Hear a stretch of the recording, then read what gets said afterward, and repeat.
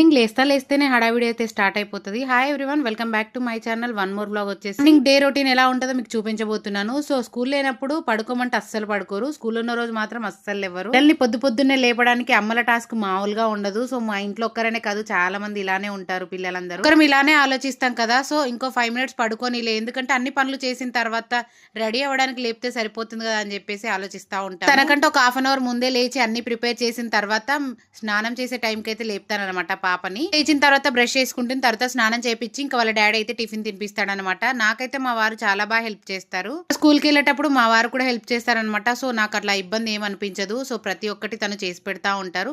So నేను ఇంట్లో kitchen లో వర్క్ చేసుకున్నా కానీ తను బయట పని అయితే చేస్తాడనమాట.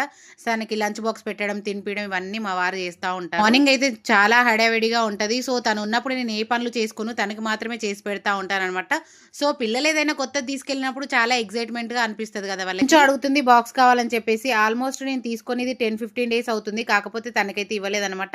ఇన్ని రోజులు ఓల్డ్ బాక్స్ తోనే అడ్జస్ట్ అయ్యి కొత్త బాక్స్ పెట్టు మమ్మీ, మా ఫ్రెండ్స్ అందరూ పెట్టుకొస్తున్నారు అని చెప్పేసి అన్నదనమాట. సో నాకే ఏదోలా అనిపించింది, ఎందుకంటే తన పక్కన పిల్లలు పెట్టుకొచ్చి తిని పెట్టుకురాపోతే ఏదోలా అనిపిస్తుంది కదా. ఆ చిన్ని మనసు బాధపడకూడదు అని చెప్పేసి వాళ్ళ నాన్న అయితే ఇంకా ఏదేమైనా కానీ పొడగొట్టండి అని చెప్పేసి బాక్స్ అయితే పెట్టాడనమాట. రోజుల్లో కంపాక్స్ అనేది మీలో ఎంతమంది గుర్తుందో కామెంట్ లో షేర్ చేయండి. స్కూల్ కి ఎప్పుడైతే తొందర రెడీ చేస్తామో ఆ రోజు వ్యాన్ గానీ బస్సు గానీ లేట్ గానే వస్తుంది. సో లేట్ గా రెడీ చేసామనుకో తొందరగా వస్తుంది అనమాట.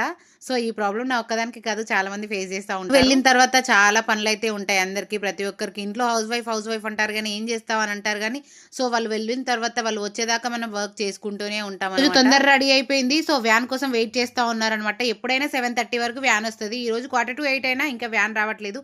సో ఎప్పుడెప్పుడు వస్తుందా అని వెయిట్ చేస్తా ఉన్నారనమాట ఇద్దరు. వెయిట్ చేసేలో ఫైనల్ గా వ్యాన్ అయితే వచ్చేసింది అనమాట. వ్యాన్ రాగానే ఒక పరిగెత్తుతారు చూడండి, లగెత్తరో అని చెప్పేసి అన్నట్టు పరిగెత్తుతా ఉంటారనమాట. అట్లుంటది. అసలు విషయం చెప్పడం మర్చిపోయాను కదా, ఇంతకుముందు కూడా వీడియోలో చెప్పాను. నేను చిన్నగా ఉన్నప్పుడు ఈ కలర్ డ్రెస్సే వేసుకొని పోతుండే. నా చిన్నప్పుడు పంజాబ్ డ్రెస్ ఈ కలరే ఉంటుండే అనమాట. ఇంకా మాట్లాడాలంటే ఆస్మాన్ కలర్ పాయింట్ ఉంటుండే, అలాగే వైట్ కలర్ డ్రెస్ ఉంటుండే అనమాట. సో అట్లా ఉంటుండే కాంబినేషను. ఇంతకీ మీరు కూడా గవర్నమెంట్ స్కూలేనా అయితే కామెంట్ లో షేర్ చేయండి. పాప స్కూల్కి వెళ్ళిపోతే ఒక సునామీ వచ్చిపోయినంత ఫీలింగ్ అయితే వస్తుంది అనమాట. నాకైతే యాజ్ ఎ పేరెంట్ గా చెప్తున్నాను, జస్ట్ ఫర్ ఫన్ అంతే. నిజంగా తను ఇంట్లోకి వెళ్తే కొంచెం మనకు కూడా రిలాక్స్ గా అనిపిస్తుంది. సో ఏమైనా పనులు ఉన్నా కానీ పెండింగ్ లో ఉన్నా అవన్నీ హ్యాపీగా చేసేసుకోవచ్చు. తను వెళ్ళిన తర్వాత నా పనులన్నీ స్టార్ట్ అవుతా ఉంటాయి అనమాట. అయ్యా అనేసి అనుకుంటాం కదా, ఎందుకంటే వాళ్ళు వెళ్ళిన తర్వాత చాలా రిలాక్స్ గా పని చేసుకోవచ్చు. వాళ్ళు ఉన్నప్పుడు అసలు పని చేసుకోరు, మమ్మీ మమ్మీ మమ్మీ మమ్మీ అంటానే ఉంటారనమాట. తను వెళ్ళిన తర్వాత నేను హాట్ వాటర్ లో చియా సీడ్స్ అలాగే నిమ్మరసం వేసుకొని తాగుతాను అనమాట. డైలీ రొటీన్ లో ఇది యాడ్ చేసుకుంటాను, ఎందుకంటే వెయిట్ పెరగకుండా ఉండడానికి, వెయిట్ కంట్రోల్ అవుతుంది అనమాట. సో నేను వాడాను, నాకు చాలా